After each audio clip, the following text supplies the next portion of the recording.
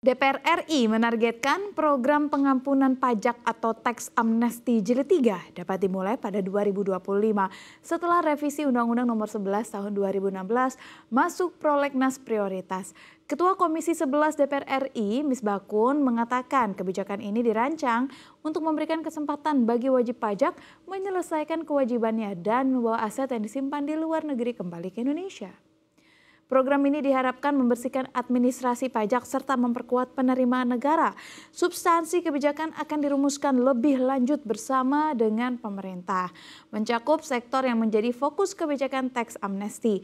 Sebelumnya program tax amnesty telah dilaksanakan 2 kali, yakni pada 2016 hingga 2017 dan 2022.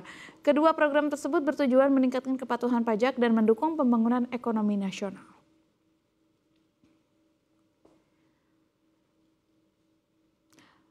Rencana teks amnesti jilid 3 merupakan inisiatif dari DPR. Rencana dengan revisi Undang-Undang Nomor 11 Tahun 2016 masuk prolegnas prioritas 2025. Namun, Presiden Prabowo Subianto memiliki kesempatan menolak usulan tersebut. Wakil Ketua Komisi 11, Fauzi Amro menjelaskan bahwa pengesahan undang-undang memerlukan persetujuan bersama DPR dan pemerintah. Presiden Prabowo memiliki wewenang untuk menolak usulan ini jika pemerintah tidak setuju. Pasalnya dalam proses undang-undang ada 50% kewenangan yang disetujui oleh DPR dan 50% persetujuan pemerintah. Seperti diketahui, Badan Legislatif DPR telah resmi memasukkan revisi Undang-Undang Nomor 11 Tahun 2016 tentang pengampunan pajak atau tax amnesty ke dalam program legislasi nasional atau prolegnas prioritas 2025. RUU tersebut kemudian diambil oleh Komisi 11 DPR untuk kemudian dijadwalkan pembahasan dengan Kementerian Keuangan sebagai mitra kerja. Akan tetapi rencana revisi tersebut berubah menjadi pengajuan UU baru. DPR kini merencanakan pertemuan dengan Kementerian Keuangan untuk membahas detail mengenai pengajuan RUU tersebut. Jika tidak ada kesepakatan, teks amnesti jilid 3 dipastikan batal.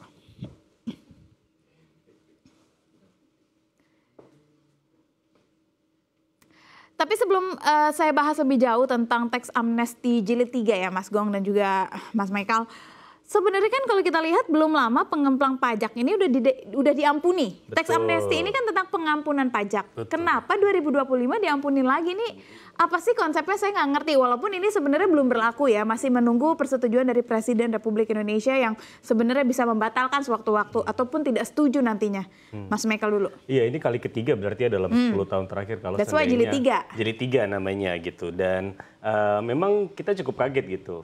Baru sebulan ada aja gebrakannya dari DPR gitu ya. Memasukkan satu undang-undang yang sebenarnya ini sangat sensitif dan berdampak cukup panjang gitu. Jadi walaupun masih dalam pembahasan DPR gitu, masih di internal DPR, memang harus jadi concern publik juga gitu. Karena kita tahu kan undang-undang itu bisa jadi dalam semalam gitu kan. Jadi kalau seandainya ini concern lebih awal, mungkin bisa jadi bahan evaluasi juga buat pemerintah. Oke, kalau misalkan teks amnesti ini terus diulang, artinya bisa dibilang dong penegakan hukum perpajakan tuh sebenarnya nggak jalan dengan serius. Buktinya amnesti lagi, amnesti lagi, sampai 3 kali coy.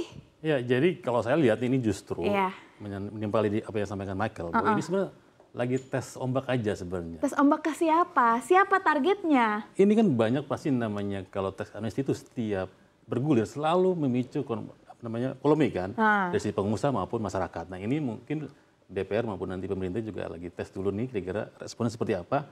Nanti kan ini kan baru berlaku nanti tahun depan. Nah, itu pun tergantung tadi dari hasil rapat dengan pemerintah kan. Nah itu mungkin ini lagi proses gimana tes ombak ini kira-kira berhasil nggak gitu lah. Padahal kan Pak Prabowo bilangnya pengennya ada kerataan, nggak ada ketimpangan gitu. Ini sejalan nggak sih sebenarnya dengan visi misi itu gitu loh. Maksudnya kalau Mas Gong lihat. Ya itulah kalau saya lihatnya inilah sebagai bentuk ujian ketika awal-awal Prabowo itu berkuasa itu kan lebih banyak populis kan.